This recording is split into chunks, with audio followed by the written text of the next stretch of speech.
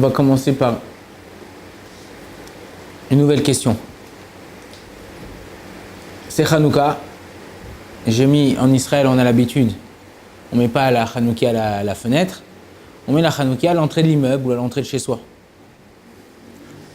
Moi, je rentre le soir avec ma femme, je marche, ils mettent en général sur un petit tabouret, je fais pas attention, tac, je fais tomber la Hanouka, mais non, c'est sûr, vous savez, c'est comme une cage en vitre, tout en vitre.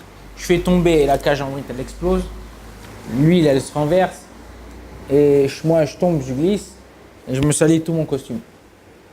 Ou je m'ouvre la main, Chazvé Shalom, avec un morceau de verre, enfin pas beaucoup, mais... Qui doit payer? Est-ce que je dois payer la Hanouka?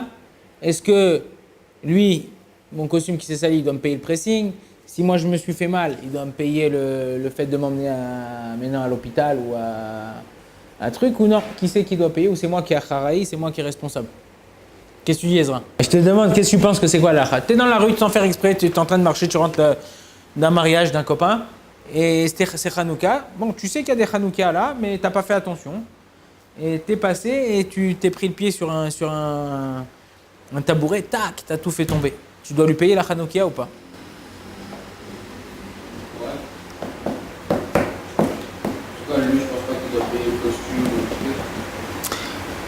On va commencer par le costume, parce que c'est vrai que le costume où je me suis fait mal. La Gemara, il y a une Gemara dans ma Sechet Baba Kama, elle dit comme ça, à propos d'un bord. Tout, voilà, c'est quoi un bord? Tout kelim, toute chose, tout ustensile que j'ai, qui m'appartiennent, et que je pose dans un reshoot arabim, que je pose dans un reshoot public, dans un domaine public, qui m'appartiennent, mais qui ne bougent pas, ils restent inertes, et que quelqu'un s'est fait mal avec ces choses-là, ça s'appelle un bord, ça s'appelle un puits, un trou. Ok? Maintenant, moi, je suis responsable de ce trou si c'est à moi. À moins que j'avais possibilité, j'avais la permission de le mettre dans cet endroit. Et après, j'ai fait Efker. Après, je l'ai abandonné, je dis c'est plus à moi, j'en veux plus, je le laisse là-bas. Là, dans la Hanoukia, j'ai la possibilité de poser ma Hanoukia parce que c'est une mitzvah, les tzorech mitzvah. Mais non, il y a un autre klal que la halacha nous dit. Toute chose que je pose dans le domaine public avec permission, si quelqu'un il s'est fait mal, je suis chayav benezikin, je suis chayav de payer le dommage que je lui ai engendré. Donc dans notre cas, la Gemara dans Baba Kama nous dit comme ça. S'il y a un shor, un taureau qui tombe ou une vache qui tombe, shor, vélo adam. Un taureau, je dois payer le taureau, je dois lui dédommager le taureau. Mais pas un homme. Un homme qui tombe, je ne dois pas payer. Si Chazé Shalom, l'homme il est mort. Chamor, vélo kelim. S'il y a un âne qui est tombé, je dois payer l'âne. Mais les kelim, les ustensiles, le costume c'est un ustensile, c'est un habit, je ne dois pas payer. Par contre, si moi je me suis fait mal avec son keli, avec son ustensile à lui qu'il a posé, qui est considéré comme un bord, il doit me payer, si par exemple j'ai payé un taxi pour aller jusqu'à la coupe patrolim ou jusqu'à l'hôpital ou quoi que ce soit, il doit payer le taxi, il doit payer ça. Donc dans mon cas à nous, si la personne me met à lui un ézek, ok, on a dit, on a un clal qu'on a vu la dernière fois dans un cours précédent, que en derer bne adam leitbonen badrachim. Amar oula, il a dit oula. C'est oula, c'est un des chacham de la Gemara.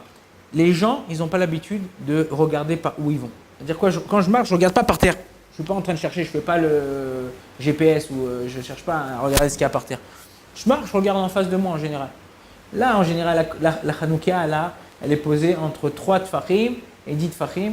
Elle est posée dans un... Bon, peut-être que je l'aurais vu de loin, je n'ai pas vu, j'ai pas fait attention. Dans ces cas-là, je n'ai pas fait attention, je ne l'ai pas vu du tout, la Hanouka. Donc moi, au niveau de la halacha, je ne suis pas tour de lui payer sur sa Hanouka. Maintenant, qu'est-ce qu'il en est au niveau de l'huile? L'huile, elle s'est renversée. Alors, en général, j'allume la Hanouka, le lendemain, il n'y a plus d'huile. Mais moi, je suis arrivé une demi-heure après qu'il a allumé, il restait encore les trucs pleins d'huile. Le Shulchan Aruch, il dit qu'en vérité, cette huile, c'est vrai qu'elle est mouktsé, elle est considérée à utiliser que pour la Hanouka. Demain, j'ai le droit de le réutiliser s'il reste de l'huile, une bougie, elle s'est éteinte avec le vent. J'ai le droit d'utiliser l'huile qui reste pour l'utiliser pour le lendemain. Mais s'il reste plus d'huile, alors je n'ai rien fait perdre.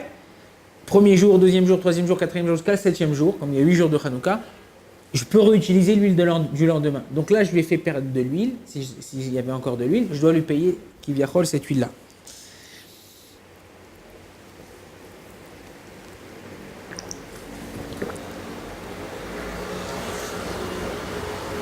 Ça, c'est un.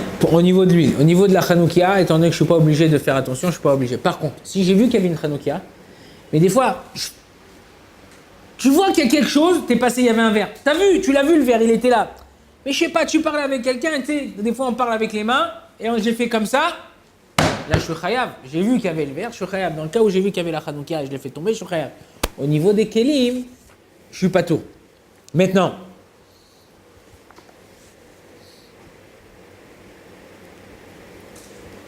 il y a un autre din, une autre halakha, comme on a dit. Tout dépend de la façon où j'ai été mis de bonne haine. C'est-à-dire j'ai fait attention de voir ce qui se passait.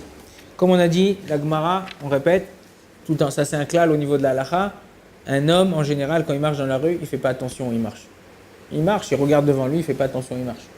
Si c'est le cas, je ne suis pas tour, je ne suis pas obligé, c'est pas que je ne suis pas obligé, je suis acquitté au niveau de la halakha de payer les pots cassés, ce que j'ai cassé.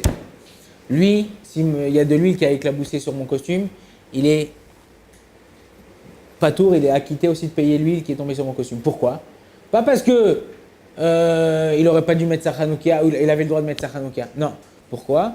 Parce que on a dit que quand quelqu'un il a un dommage sur un ustensile à lui, causé par un bord, un trou qu'il y a dans la rue, le Baal à bord, le propriétaire du bord, il est pas tour. Pourquoi? On a dit Chamor velo kelim. Si moi je suis venu avec mon âne ou je suis venu avec un animal et il est tombé là-bas, alors je dois lui payer le prix de l'animal, combien il est tombé là-bas, enfin s'il s'est fait mal ou quelque chose. Mais les kelim, ça c'est pas tour, c'est un klal, c'est une loi générale dans la halakha. Par contre, si je me suis fait mal, alors là il devra payer le fait que je me suis fait mal. Baruch Adonai Leolam, amen, amen. Chazak u'baruch.